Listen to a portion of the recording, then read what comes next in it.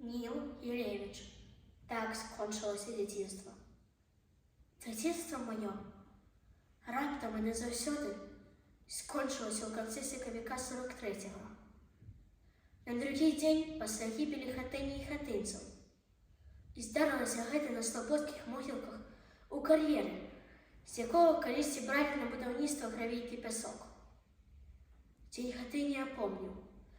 Уранку людзі стаялі на вуліцы, глядзелі туды, дзе далёка над лясістым гарызонтам, і сплывалі ўгору чорныя клубы дыму. І хаталі, што гарыць? Адныя гаварылі: мабыць, губа. Другія: мабыць, казары, бо губа правей будзе. Пад вечар даведаліся: на гэты раз не стала хатыні. Спалілі разам з людзьмі, жывымі. Назаўтра, дзесьці так апознім сніданні, мы ўжо ранавата паднялося сонца. Страшная паніка ахапіла слабоду. Дзе тут немцы, гаднікі, тыя самыя, што учора пажарылі хаты?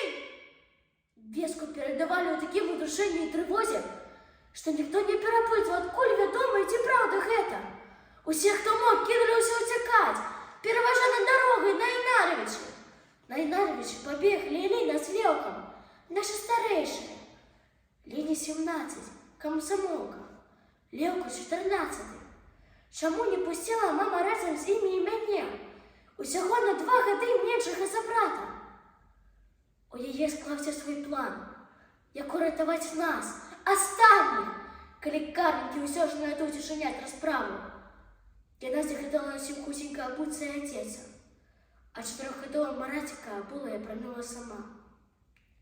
Затым дала мне уроки за тонкие постилки и сказала: «Сынок, веди их усіх на могилки у той карьер, что одразу за могилами. Выберите там ближайшее место на солнце, расстелите постелки и не показывайтесь. Зразумел?» Затым поглядела на усіх остальных и спытала: «Детки мои, вы чули, что я сказала? Сидите там тихенько и не показывайтесь. Идите с Богом, спешайтесь, как вы все поспели!» «А ты, мамочка, а ты!» Скривившись у плачу, ухопила за руку маму большей сестричек Идея. Ёй амаль 9. І от трёсень двойня от Колі і Святланки, яким по 6. І тим більше Маратика, вона все розуміє. Куди ще з хворим малесиком пойду? Може, дасть Бог, усе обидеться. Могилки от Вятки недалеко. Может, и километра не будет. Хвилин праз 20 мы уже были у карьеры. Только расстелили постилки и уселись, як там, где дорога нагайно ушлась страшная стрелянина. Из кулеметов, из автоматов, из винтовок. Стрелы стали радейшими. Але я враз зачув, что яны гушать все ближе и ближе.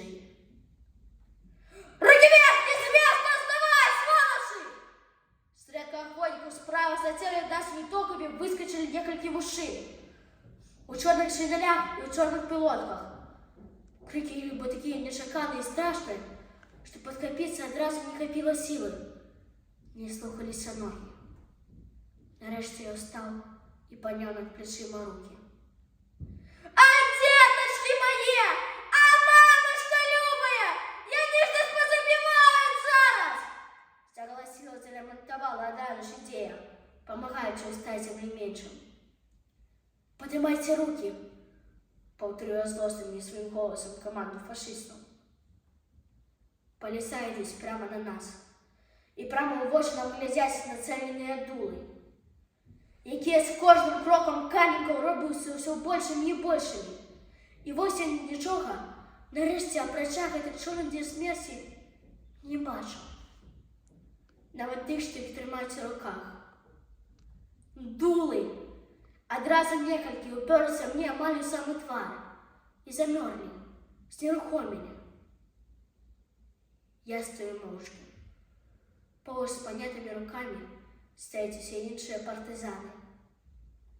9-гадовая Идея, 6-гадовая Святланка і Коля, 4-гадовы Маратик. Ён таксама трымае ручкі паднятымі. 5 живых полонных. 5 страшных ворогов гитлеровской империи. Ідея сльозанка плачуть, скорее жалостно скуголять. Мужчини, я, Коля і Марат, як і належить мужчинам, тримаємося без сльоз. А ну пошли, живо! Закомандував нарешті один з карників. І поштовхнувши двома винтовок, нас погнали з кар'єра. Затим перетретися сонник на полі. Але ось понагнали на оста офіцера, про яким поліцай-перекладчик. Тут же з мене на полях з командира команди здимається короткий допит. Чого ви сюди прийшли, на могилки? Боялися, що вёску палить будуть. А хто вам сказав стиховаться? Мама сказала. Многие твердки усекали, но их мама и нас отправила.